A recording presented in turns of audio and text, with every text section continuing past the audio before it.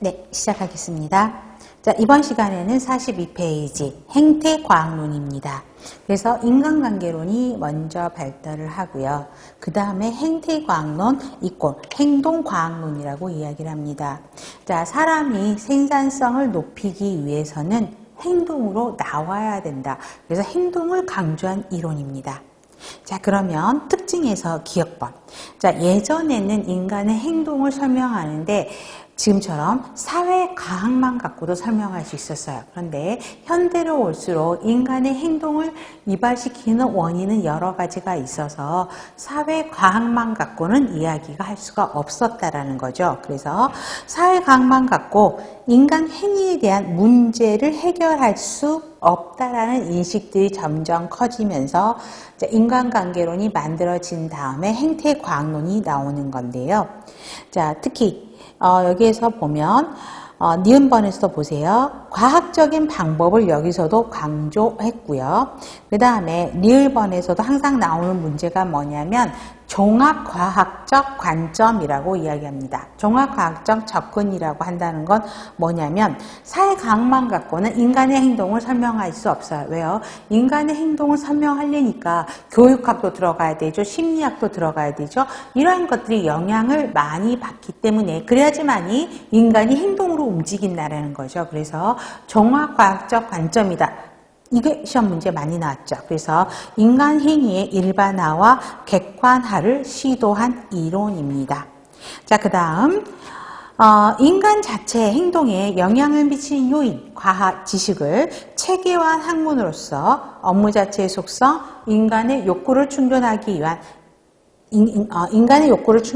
위한 기술과 능력을 사용하는 정도 범위에 중점을 뒀다라는 것이죠. 그래서 기억범, 디귿범, 리을범 이걸 기억을 하셔야 됩니다. 그러면 그 다음에 2번에서는 그러면 인간이 행동으로 나오게 하는 중요한 요소가 무엇이냐라는 게 또 실제 문제였거든요. 그러면 인간이 행동으로 나오려면 동기부여가 되어 있어야지만이 행동으로 나오게 되죠. 여러분들이 실제적으로 지금 여기 이 자리에 앉아 있는 이유가 뭐예요? 공부를 하겠다 그래서 열심히 서치하고 그쵸?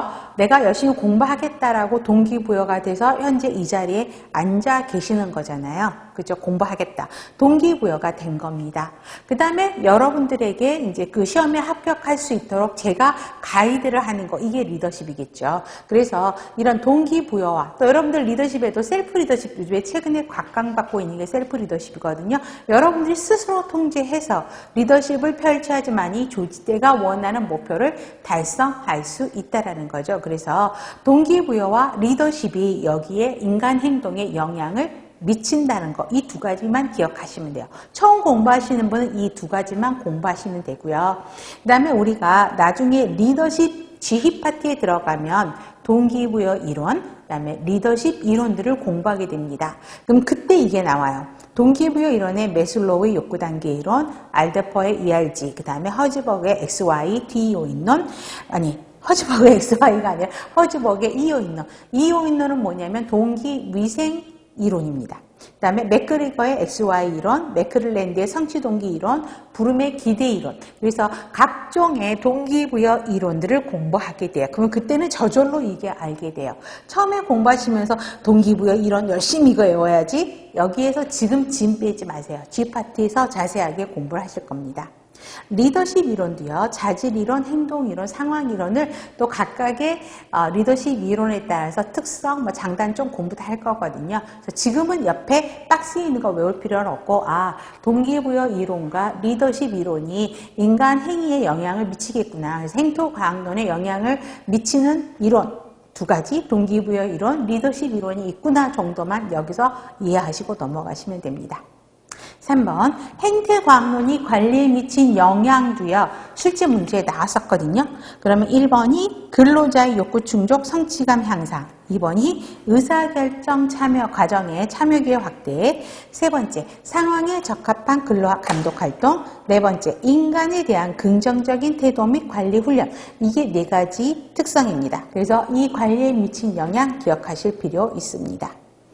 다음 의사결정론은 거의 나오지도 않고요. 여기도 사이먼이 주장했다? 안 해오셔도 돼요.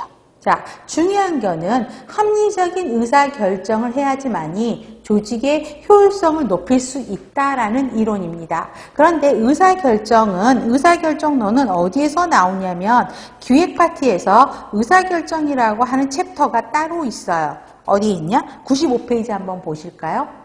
95페이지에 보면 의사결정이라는 거 보이시죠? 여기서 굉장히 자세하게 공부를 하기 때문에 관리 이론에서는 의사결정 이론은 나오진 않는다.